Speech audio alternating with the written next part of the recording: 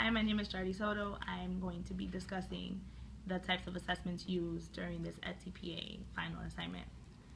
To begin, I designed a baseline assessment for the students to take that asked them to reflect on some of the learning that they had done previously in the unit.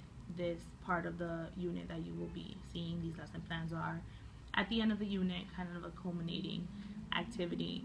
The baseline assessment asks students to really use their prior knowledge and prior understandings as developed in prior lessons in the unit, which is actually part of the instructional goal, which is for students to use prior knowledge in order to compose a letter, taking on the perspective of an immigrant and writing a family member back home a letter explaining the reasons why they made the choice to emigrate to America.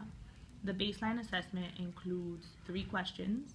The first 2 questions are broken down into 2-part questions, in particular thinking about my speech and language learners who often have difficult times answering 2-part questions. So I broke it down as a part A and a part B to make sure that they would address both points. The first question asked them to define a push factor. The second part asked them to provide examples. The second question asked them to define pull factors and also provide examples. Keeping this separate allows me to find out whether the misconception occurs in defining what each of those factors are or in providing accurate examples that match definition. The third question is a short essay question that asks students to reflect on their understanding of American symbols, in particular the Statue of Liberty, and why was it an important symbol for many immigrants arriving in Ellis Island, the East Coast of the United States.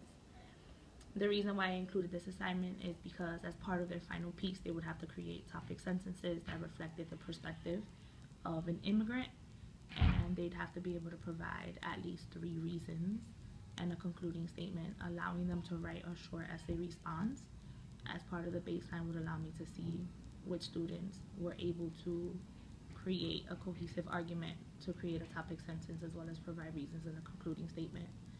Once I reviewed the results of the baseline assessment, I was able to better group students for the following lessons. I would know what I would need to review as part of the lessons and what I would really need to target in my instruction, in particular thinking about push and pull factors and examples that they could rely on and use.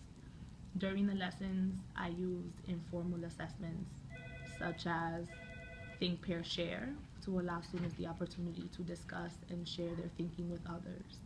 It provides students an opportunity to think about their own thinking, to gain new ideas, but as well explain and share their own. The think, pair, share allowed me to really hear students and allowed me to check in on misconceptions that they might have and areas of concern, areas that I could target during small group instruction after the lesson. Some of the lessons include an exit slip at the end of the lesson, or that I would actually give at the end of the day, that would allow students to reflect back on that thinking but to answer independently, just to make sure and check in that they were really understanding and meeting the objective of the day. The final assignment was a formal assignment, and it was based on their ability to create this topic sentence and provide supporting details as well as a concluding statement.